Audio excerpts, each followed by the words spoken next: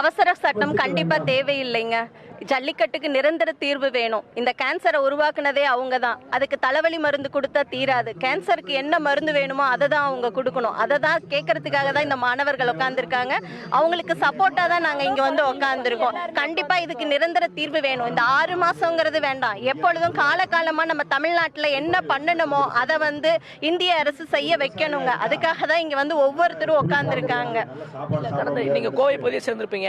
கடந்த 2 ஆண்டுகளாக வந்து ரேக்லா பந்தயம் பார்த்திருக்க மாட்டீங்க. கடந்த ஆனால் ரேக்லா பந்தயத்துக்கு பிரசித்தி பெற்ற இந்த கோவை மாநகரத்தில் இன்னைக்கு கொடிஷா வளாகத்தில் நடக்குது. அதை பார்க்க கூட நீங்க போக மாட்டீங்க? கண்டிப்பா இல்லைங்க. இது திசை திருப்பறதுக்காக ஒவ்வொருத்தரும் பண்ண வேண்டிய விஷயங்களா இருக்கு. அதனால அதுல வந்து நாங்க யாரும் கலந்துக்க விரும்பல. இது நிரந்தரமா இருக்கட்டும். எல்லாரும் பார்ட்டிசிபேட் பண்ணுவோங்க. இதுல கண்டிப்பா எல்லாரும் கலந்துக்குவோம்.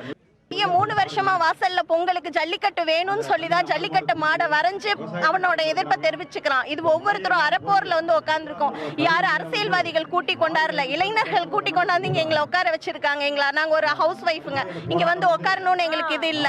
நாங்க மாணவர்களுக்காக மட்டுமே இங்க வந்து உட்காந்துருக்கோம். விவசாயிகளுக்கு மட்டுமாக இங்க வந்து உட்காந்துருக்கோம். இது விவசாயிகளோட உயிரையும் பயிரையும் காப்பாற்ற வேண்டிய விஷயம். ஜல்லிக்கட்டு மட்டும் இல்ல, நம்ம மண்ணை காப்பாற்ற வேண்டிய விஷயம், நம்ம பாரம்பரியத்தை காப்பாற்ற வேண்டிய விஷயம். அதனால அது ஒவ்வொருத்தரும் நம்ம போராடணும். தமிழன்னு பார்க்காதீங்க, இந்தியனா பார்த்து போராடுங்க. நம்ம காந்திஜி கொண்டு வந்த சுதந்திரத்தை உப்பு சத்தியாகிரகத்துக்கு போன மாதிரி நான் இன்னைக்கு வந்து உட்கார்ந்துருக்கேன். நான் பிறக்கல உப்பு சத்தியாகிரகத்தப்போ.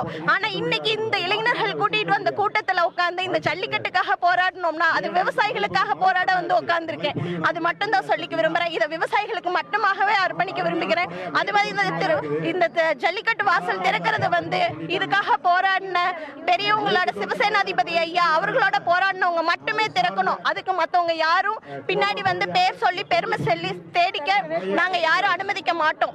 சிவசேனாதிபதி ஐயா அவர் கூட உண்மையா உழைச்சு சொத்து வித்த யாரு இதுக்காக போராடினாங்களோ அவங்க மட்டும்தான் திறக்கிறதுக்கு ஒரே ஒரு இதை இந்திய அரசு பண்ணி கொடுக்கணும். மத்திய அரசோ மாநில அரசோ நாங்க பிரிச்சு பார்க்கல. மக்களுக்காக தான் சட்டம். சட்டத்துக்காக மக்கள் கண்டிப்பா கிடையாது. சோ அந்த சட்டத்தை மாத்துங்க. எதுக்கோ மாத்துறீங்க. உங்களோட அரசியல் நோக்கத்துக்காக எதுக்கோ சட்டத்தை மாத்திருக்கீங்க. ஏன் மக்களுக்காக மாத்துங்க. மக்களுக்காக தானே சட்டம் ஏற்றிருக்கீங்க. அந்த ஒழுங்கு மக்கள் ஒழுங்கா இருக்கணும்னு அந்த சட்டம் தேவை. ஆனா அந்த சட்டமே சரியில்லாதப்போ என்ன பண்ண முடியும்? மக்கள் தான் தட்டி கேட்க வந்திருக்கோம். அந்த தைரியத்தை கொண்டு வந்தது இளைஞர்கள் தான், வேற யாருமே கிடையாது. இது யாரும் நாங்க தான் கொண்டு வந்தோம். இது அவங்க பேன் பண்ணாங்க இவங்க பேன் பண்ணாங்கன்னு சொல்லாதீங்க.